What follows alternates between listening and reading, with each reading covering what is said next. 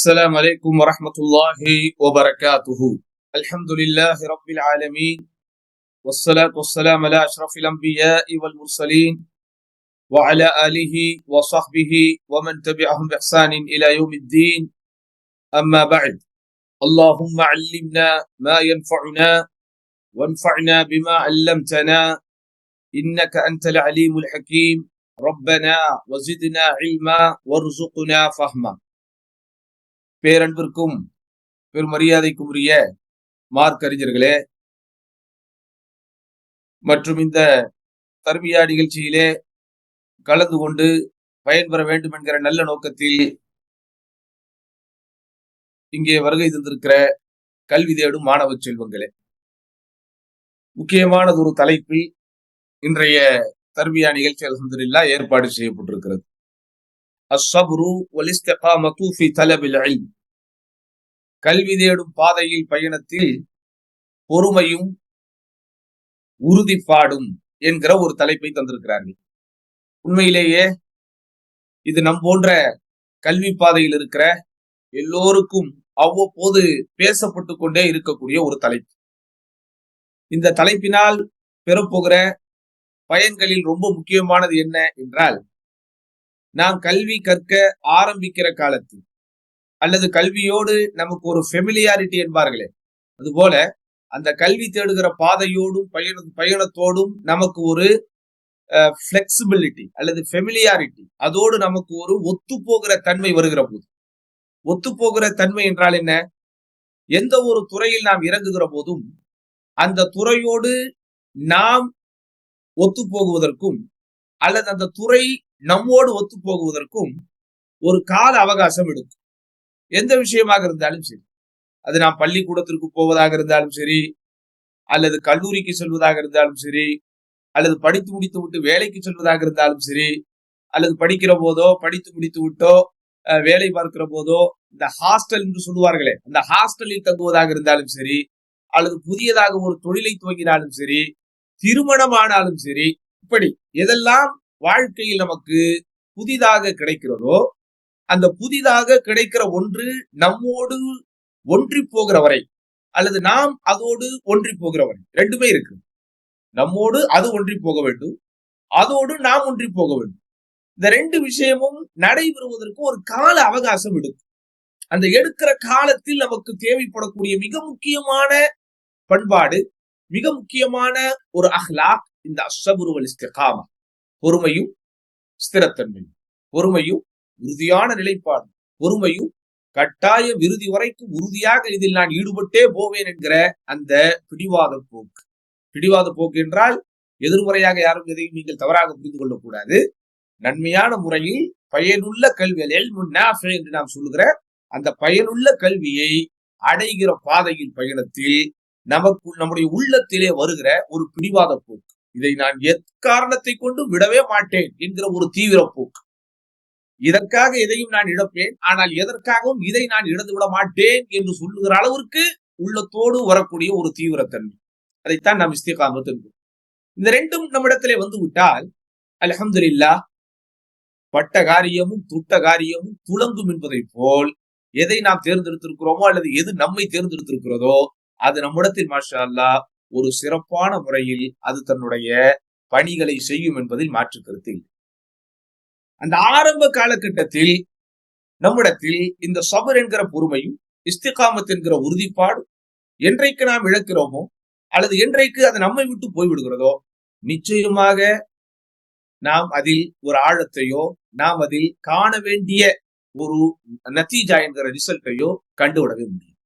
ஸலஃபு ஸாலிஹீன் என்று அறியப்படுகிற நேர்வழி பெற்ற நல்லோர்களாகிய முன்னோர்கள் இந்த இரண்டும் அவர்களிடத்திலே காணப்பட்ட காரணத்தினால்தான் அவர்கள் இறந்தும் மாஷா அல்லாஹ் கல்வி என்கிற பாதையில் பயணத்தில் இரவாமல் அல்லது அவர்கள் முடிந்து போகாமல் அவர்களால் இந்த சமூகம் பெற்ற பயன்களை இன்று நாம் பெற்றுக்கொண்டே இருக்கும்.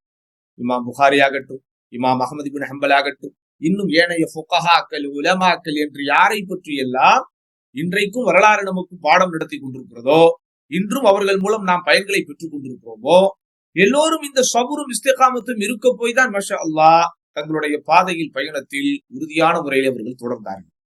இன்னொரு விஷயத்தையும் நான் கல்வி தேடுகிற மாணவ செல்வங்களுக்கு சொல்லியே ஆக வேண்டும்.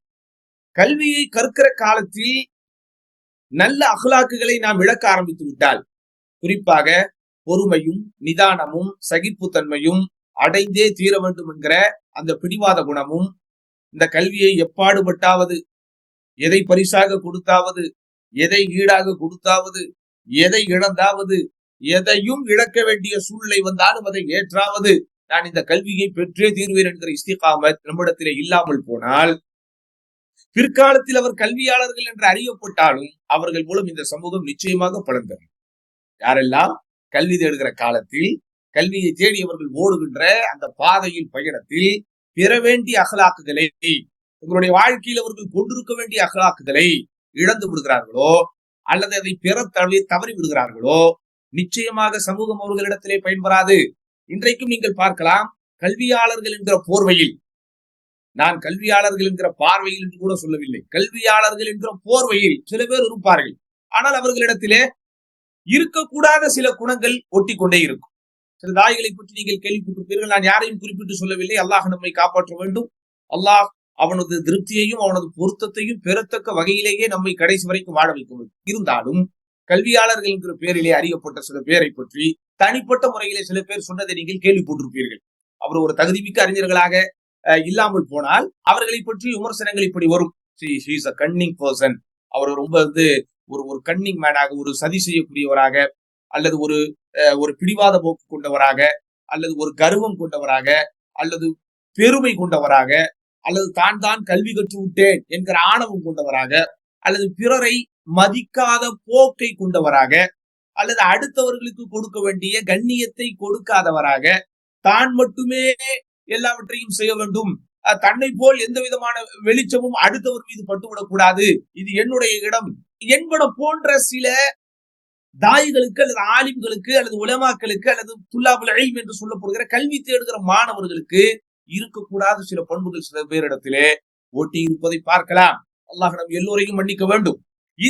இது மாதிரியான பக்குவமற்ற பண்புகள் சில பேர்களிடத்திலே ஏன் அவர்கள் பெரிய மனிதர்களாக ஆனவர்களுக்கு பிறகு வருகிறது? வயதில் அவர்கள் 30 கடந்தாலும் 40 கடந்தாலும் 50 கடந்தாலும் சில பேரிடத்திலே தொட்டில் பழக்கம் சுடுகாடு வடை என்று சொல்லுவார்கள். ஏன் இப்படிப்பட்ட பழக்க வழக்குகள் அவர்களிடத்திலே விடாமல் பயணிக்கிறது என்றால், கல்வி தேடுகின்ற அந்த காலகட்டத்தில் அவர்களிடத்தில் இருக்க வேண்டிய அகலாக்குகளை அவர்கள் இழக்கிறார்கள். அதனால் தான் மாஷா அல்லாஹ் உங்களை வழி நடத்துகிற ஆசிரியர் பெருமக்கள், உங்களுக்கு பயனுள்ள கல்வியை போதிக்கிற உலமா பெருமக்கள் உள்ளபடியே நான் அவர்களுக்காக பிரார்த்தனை செய்கிறேன். உங்களுடைய அந்த சிலபஸிலே இருக்கிற மன்ஹஜுல் முகர்ரர், அதில் இருக்கிற புத்தகங்களை தாண்டி, அந்த மன்ஹஜிலே இருக்கிற பாடத்திட்டத்தை தாண்டி தனிப்பட்ட வாழ்வில் தாவாவுக்கே உரிய இலக்கணங்கள் உங்களிடத்திலே இணங்க வேண்டும் என்பதனால், அழைப்பு பணிக்கே உரித்தான அந்த நல்ல பல குணங்கள் உங்களிடத்தில் எப்போதும் இருக்க வேண்டும் என்பதனால் தான் இப்படி தொடர்ச்சியான தர்பியா வகுப்புகளை ஏற்பாடு செய்திருக்கிறார்கள். தர்பியா வகுப்பிலே உங்களுக்கு கொடுக்கப்படக்கூடிய தலைப்புகளை பொறுத்த வரைக்கும் அதில் எந்த ஒன்றையும் இன்னொன்றோடு ஒப்பிட்டு நீங்கள் சாதாரணமாக நினைத்துவிடக் கூடாது. உதாரணமாக, கல்வி தேடக்கூடிய மாணவர்களாகிய உங்களிடத்திலே அமானிதத்தை பேணுகிற தன்மை இருக்க வேண்டும் என்று ஒரு அமானிதத்தை குறித்து, அதாவுல் அமானா, அமானிதங்களை நிறைவேற்றுது என்கிற தலைப்பிலே ஒரு தர்பியத் உங்களுக்கு தரப்படுகிறது என்றால் அதுவும் தேவைப்படக்கூடிய ஒன்றுதான்.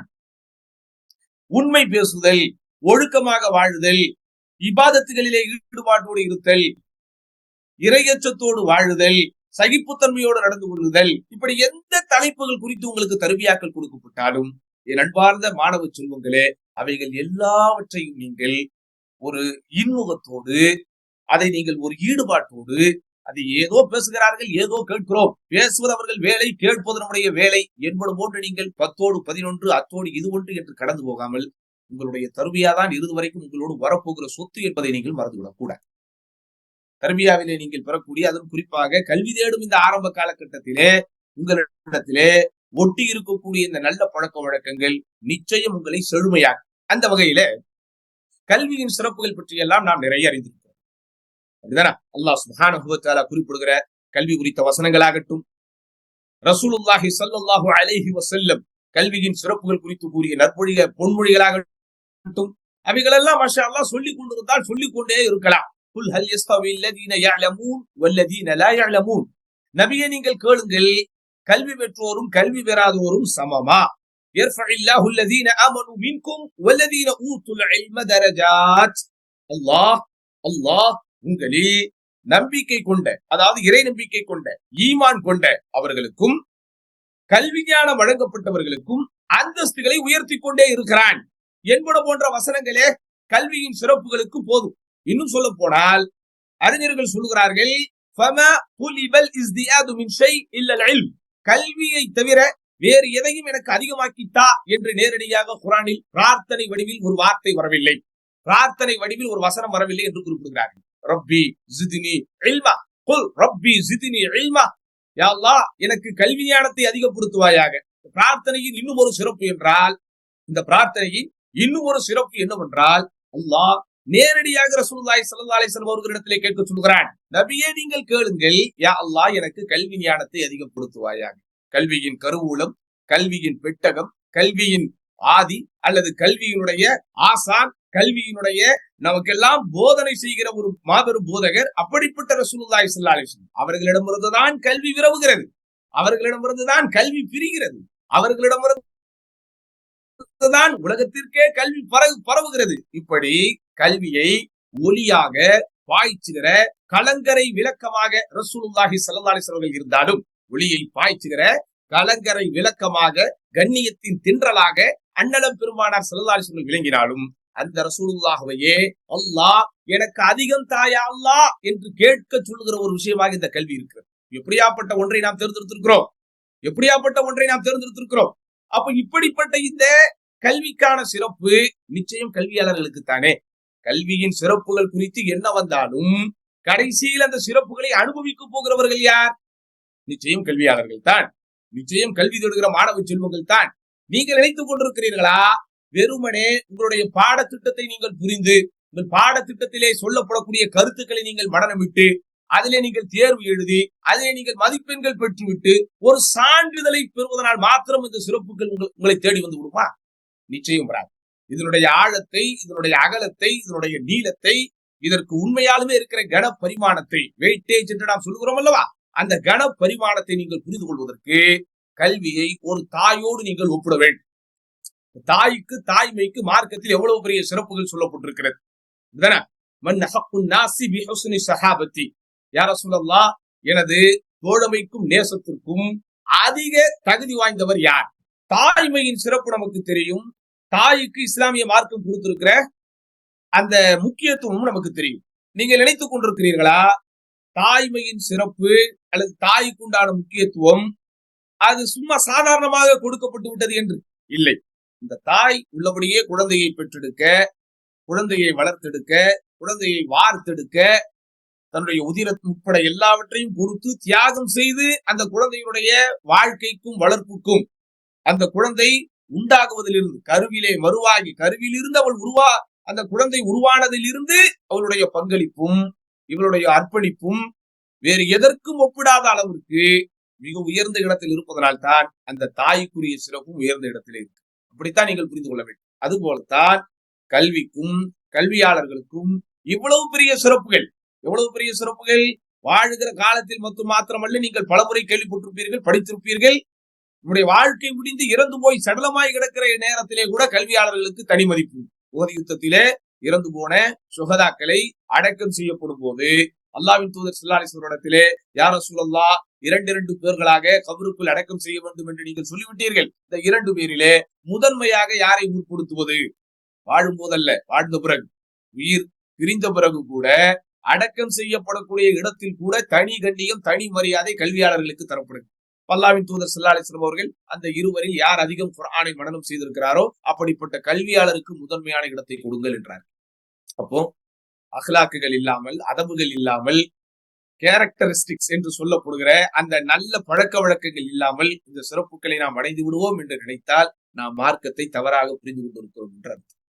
அதிலும் குறிப்பாக கல்வி தேடும் மாணவர்களாகிய நம்மிடத்தில் கல்வி ஆழமாக பதிய வேண்டும் என்றால், கல்வி நங்கூரமிடப்பட்ட கப்பலை போல் நம்மோடு பயணிக்க வேண்டும் என்றால், எவ்வளவு பெரிய ஒரு காற்று வீசினாலும், எவ்வளவு பெரிய புயல் வீசினாலும் அது நம்மை விட்டு அங்கும் இங்கும் கடக்காத அளவுக்கு ஒரு ஸ்திரத்தன்மையை அந்த கல்வி நம்மோடு ஒரு பாதையை, ஒரு ஆழத்தை அமைத்துக் கொள்ள வேண்டுமானால் இந்த சபர் என்கிற பொறுமையும் இந்த இஸ்திகாமத் என்கிற நிலையான தன்மையும் அவசியத்திலும் அவசியம் என்பதை நீங்கள் புரிந்து கொள்ள வேண்டும். முதலில் சபர் என்று சொல்லுகிறோமே, அப்படிப்பட்ட இந்த சபருக்கு, இந்த பொறுமைக்கு கல்வி தேடும் மாணவர்களாகிய நாம் நமது வட்டத்தில் என்ன அர்த்தத்தை சொல்ல போகிறோம்?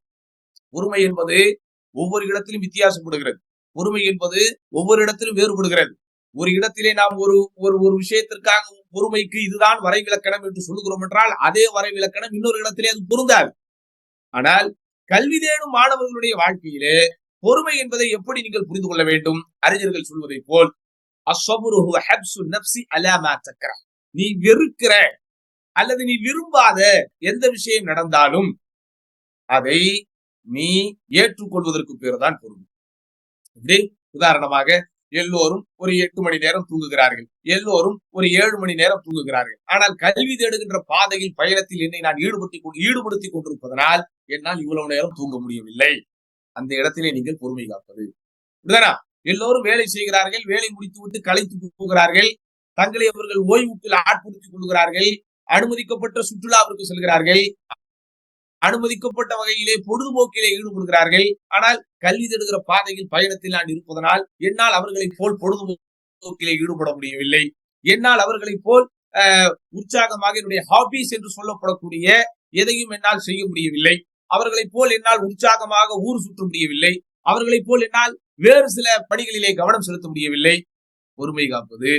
பொதுமக்களுக்கும் உங்களுக்கும் இடையில் என்ன வேறுபாட்டை நீங்கள் கண்டிருக்கிறீர்கள்?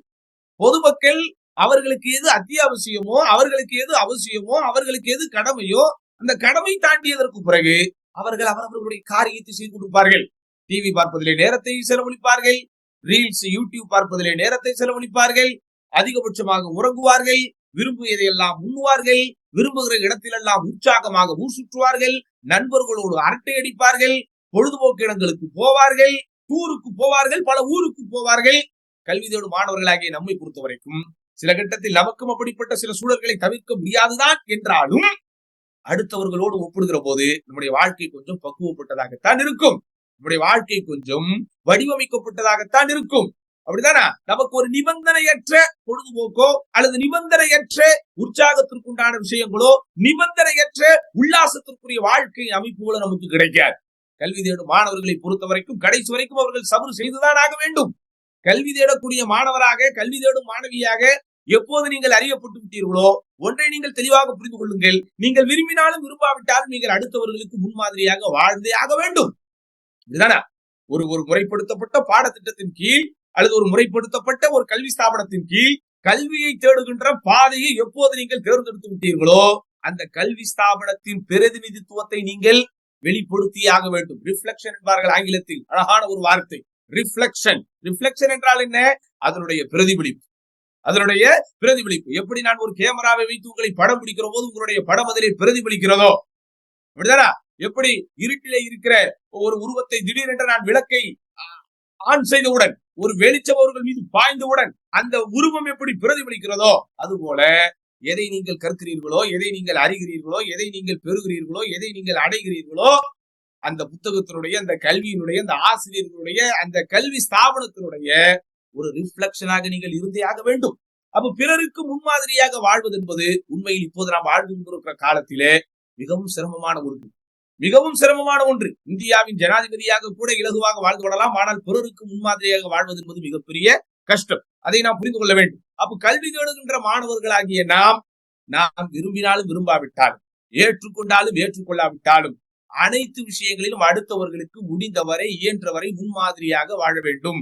அப்போ நீங்கள் இந்த பொறுமையை குறித்து தெரிந்து கொள்ள வேண்டிய மிக முக்கியமான ஒன்று ஹப்சுன் நஃப்ஸ். உங்களுடைய நஃப்ஸை நீங்கள் அடக்க வேண்டும்.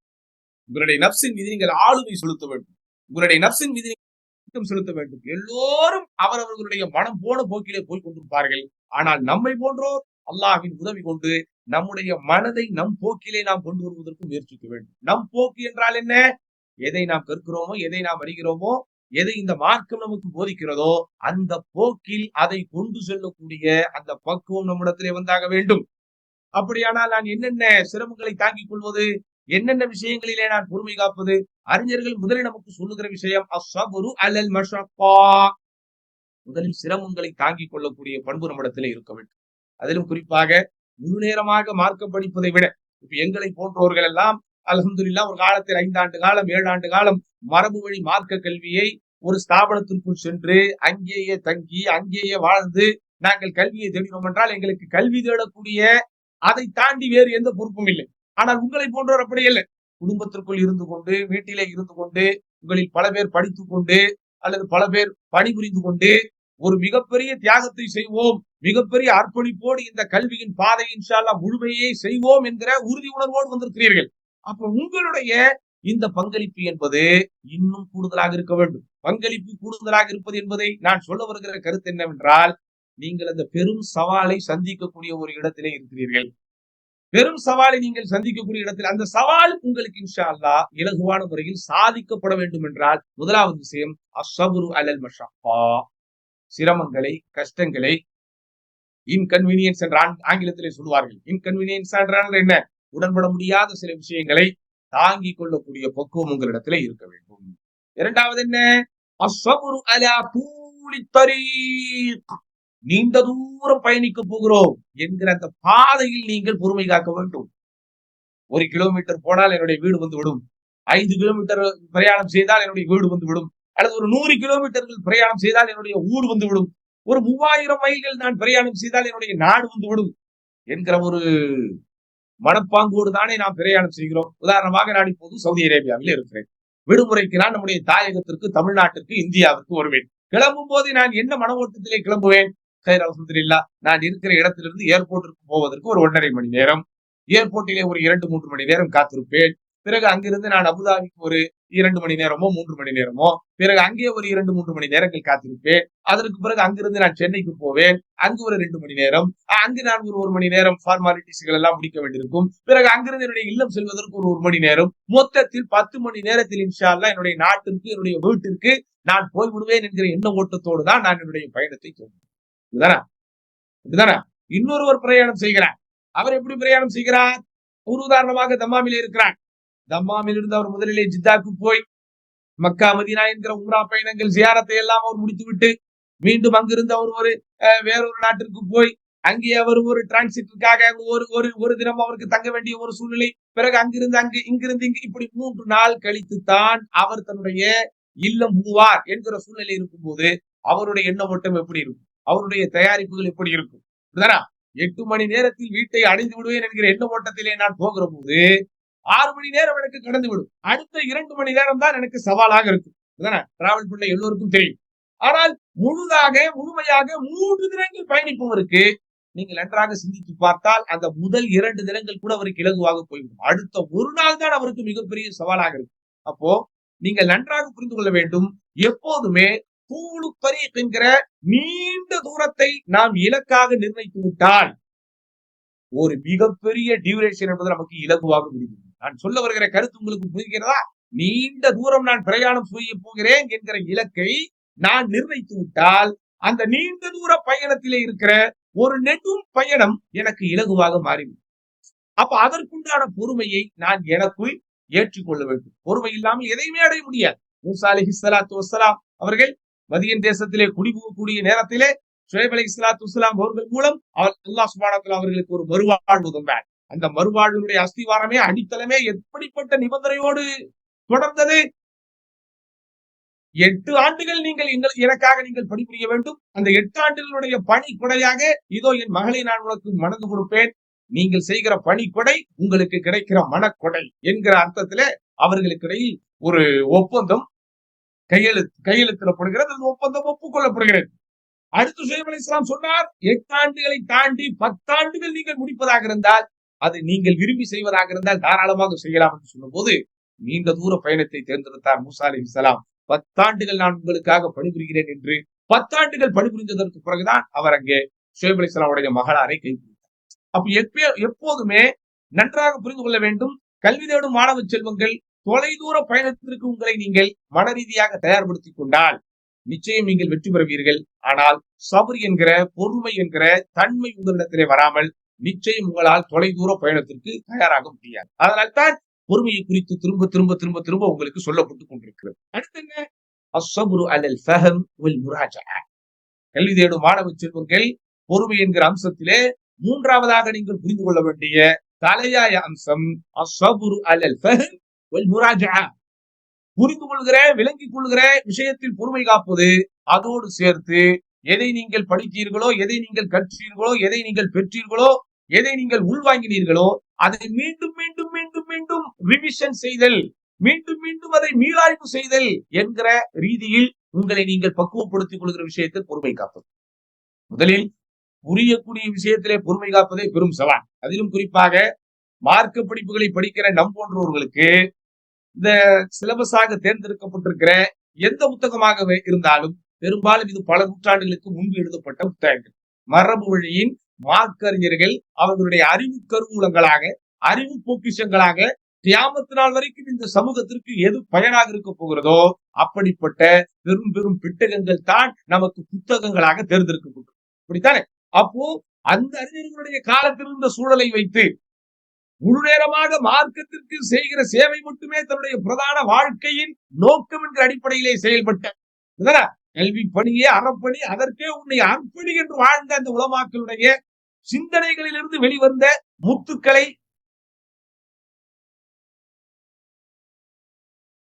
நாம் முதலில் உள்வாங்குவது, அதை வெளுத்து தேடிக்கொள்வது, அது விமர்சனத்திற்குள்ளாக்கப்படும் போது அதை எப்படி நாம் புரிந்து கொள்வது என்கிற விஷயத்திலே பக்குவப்படுவது, அதோடு தொடர்புடைய துணை அம்சங்கள், கிளை அம்சங்கள், ஏனைய அம்சங்கள், விரிவான விஷயங்கள் என்பன போன்ற விஷயங்களை புரிந்து கொள்வது என்பது உண்மையிலேயே சவாலான ஒரு விஷயம் தான். அதை தாண்டி எதை நாம் படித்தோமோ அதை மீண்டும் மீண்டும் மீளாய்வு செய்து கொண்டே இருப்பது. இதுதானே? உதாரணமாக நீங்கள் மற்ற பள்ளி படிப்புகளை பொறுத்த வரைக்கும் ஒரு குறிப்பிட்ட ஒரு வருடத்தை நான் பூர்த்தி செய்து விட்டு இன்னொரு வருடத்திற்கு நான் போய்விட்டேன் என்றால், கடந்த ஆண்டில் எதை நான் படித்தேனோ அதை குறித்து நான் பெரும்பாலும் அலட்டிக் கொள்ள வேண்டிய அவசியம் இல்லை.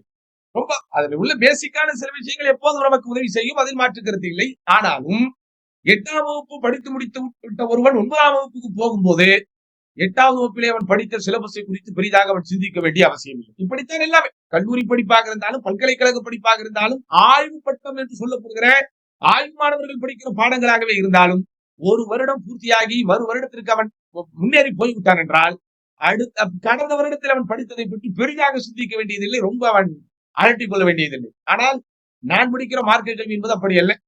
ரியாது சாலிஹீன் என்கிற ஒரு நூல் எனக்கு இந்த வருடத்திலே தேர்ந்தெடுக்கப்பட்டிருக்கிறது.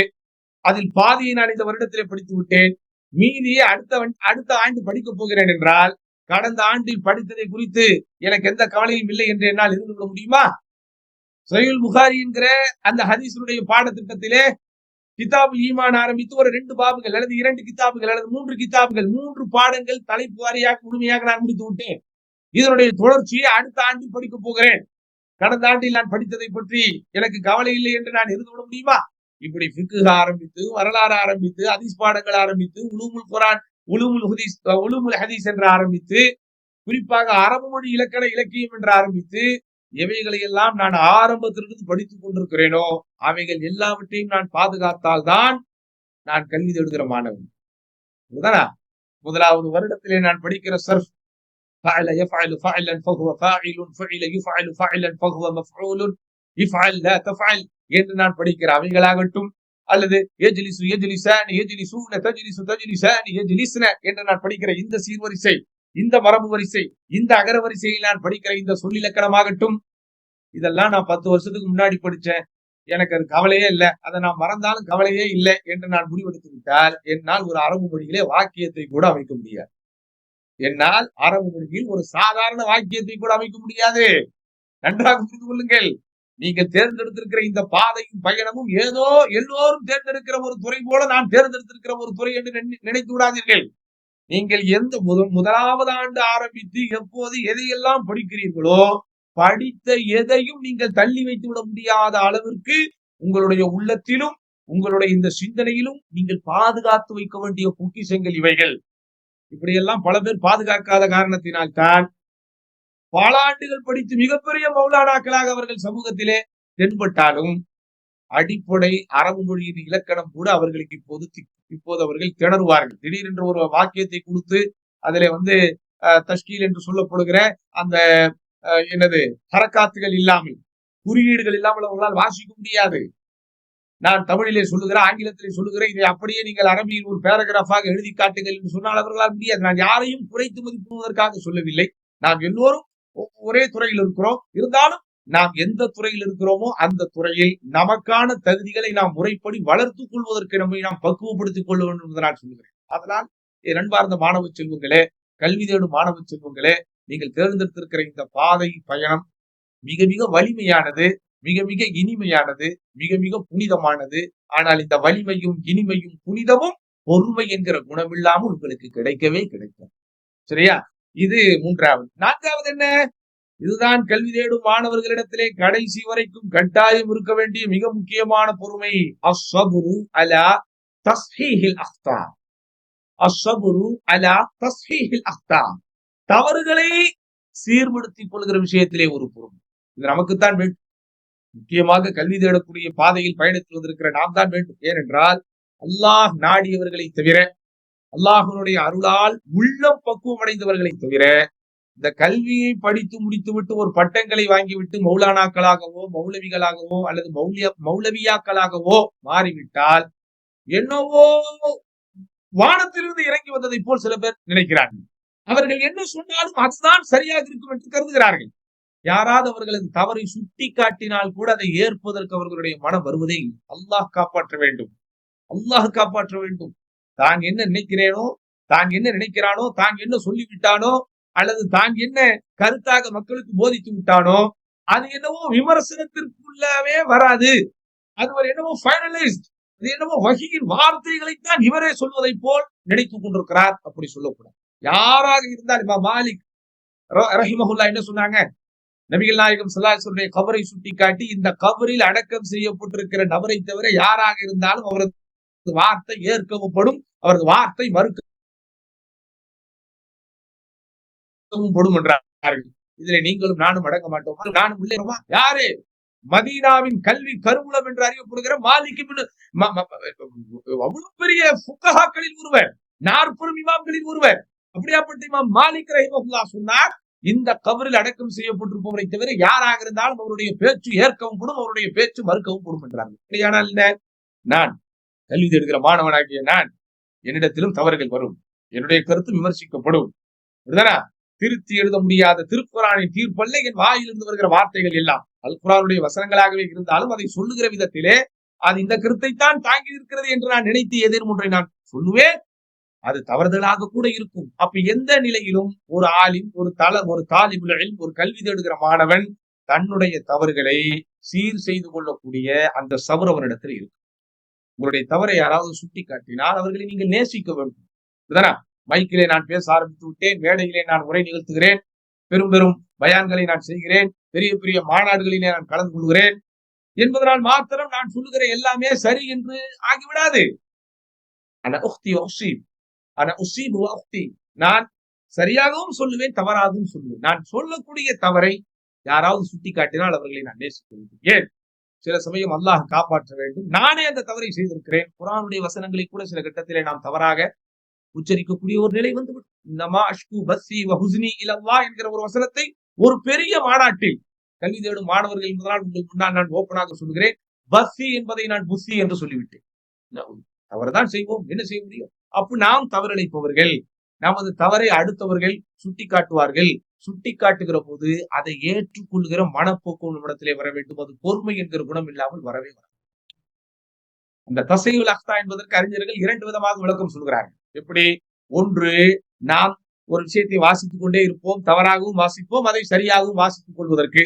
தவறாக நாம் அதை படித்து விடுவோம், அதை சரியாக படித்துக் கொள்வதற்கு நம்மை நாம் தயார்படுத்திக் கொள்வது. அல்லது நான் புரிந்து கொண்ட விளங்கிக் கொண்ட விஷயத்தை பிறருக்கு விளக்குகிற போது அதில் நான் ஏதேனும் தவறு செய்வேன். அந்த தவறை யாராவது எனக்கு சுட்டி காட்டுகிற போது அதை நான் ஏற்றுக்கொள்வது, அதை நான் சரி செய்து கொள்வது என்கிற ரீதியிலே நான் பொறுமை காப்பது. இது 4வது பொறுமை. 5வது பொறுமை என்ன? அஸ்ஸப்ரு அலா கில்லத்தி ذاتில் யத் அஹ்யானன். the resources என்று சொல்கிறார்கள், மெட்டீரியல்ஸ் என்கிறார்கள். அது சில கட்டத்தில் நமக்கு கிடைக்காமல் போனாலும் இருப்பதை கொண்டு போதுமாக்கிக் கொள்கிற பொறுமை. இதை எப்படி நான் சொல்வது? நான் ஒரு டாக்டராக இருக்கிறேன், ஒரு மருத்துவராக இருக்கிறேன், நான் ஒரு அறுவை சிகிச்சை செய்ய வேண்டும். எதை கொண்டு நான் அறுவை சிகிச்சை செய்வது?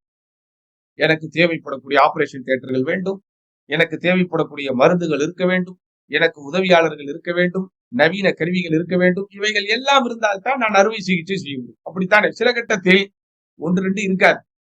அதனால நான் செய்யவே மாட்டேன் அப்படின்னு ஒரு முடிவு எடுக்க முடியுமா? நம்ம யோசிக்கலாம். அது கரெக்ட் தானங்க. இல்லாததே ஒரு சில பொருட்கள் இல்லாத போது அது அவர் செஞ்சாருன்னா சரியா வராதே. கரெக்ட் தான். அவர் செய்யாமே விட்டாருன்னா வந்த பேஷண்ட் செத்து போயிருவானே சீக்கிரமே. அப்படிதானே?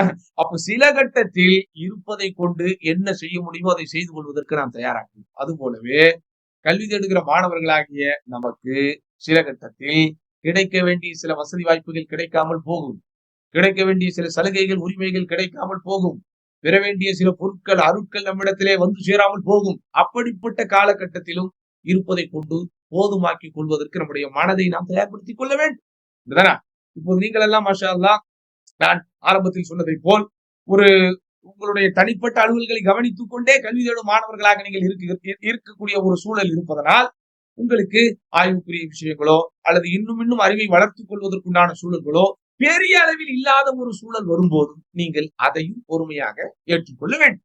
உங்களுடைய மாமூல் லைஃப் என்று சொல்லப்படக்கூடிய அன்றாட வாழ்க்கையின் சில அலுவல்கள் அல்லது ஒரு சில செயல்பாடுகள் பாதிக்கப்படுகிறது என்கிற சூழ்நிலை வரும்போதும் அதிலே நீங்கள் பொறுமை காக்க வேண்டும். இப்படி பொறுமைகள் காத்து உங்களுடைய கல்வி பயணத்தை நீங்கள் தொடங்குகிற போதுதான் நீங்கள் என்ன செய்ய முடியும்? அந்த பாதையின் பயணத்தில் நீங்கள் வெற்றி பெற முடியும். சரிதானா? அப்ப அதனால்தான் இன்னல்லாஹ மஅஸ்ஸாபிரீன், நிச்சயமாக அல்லாஹ் பொறுமையாளர்கள் இருக்கிறான். இப்படிப்பட்ட பொறுமைகளை எல்லாம் தாங்கி கொண்ட காரணத்தினால் தான் அந்த கல்வி கடல்கள் என்று அறியப்பட்ட அந்த அறிஞர் பெருமக்கள் தங்களுடைய கல்வியின் பாதையை பயணத்தை கடைசி வரைக்கும் மாஷா அல்லாஹ் என்ன செஞ்சாங்க? அவங்க அதை அடையக்கூடிய ஒரு சூழ்நிலை வந்தது.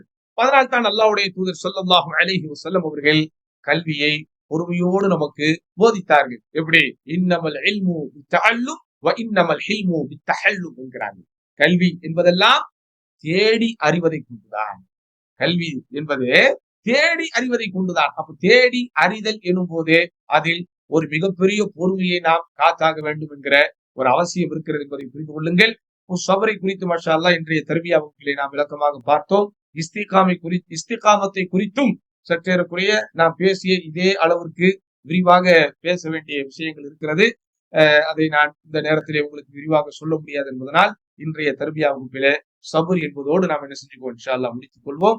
அடுத்த கட்டத்தில் வாய்ப்பு கிடைக்கும் போது இஸ்திகாமத்தை குறித்தும் நம்ம தெளிவாக பார்ப்போம். அதனால் அன்புக்குரிய கல்வி தேடும் மாணவ செல்வங்கள், அல்ஹம்துலில்லாஹ், நான் ஆரம்பத்தில் உங்களுக்கு நினைவூட்டியதை போலவே அல்லாஹ் சுப்ஹானஹு வ தஆலா விரும்பக்கூடிய ஒரு பாதையை பயணத்தை நீங்கள் தேர்ந்தெடுத்திருக்கிறீர்கள்.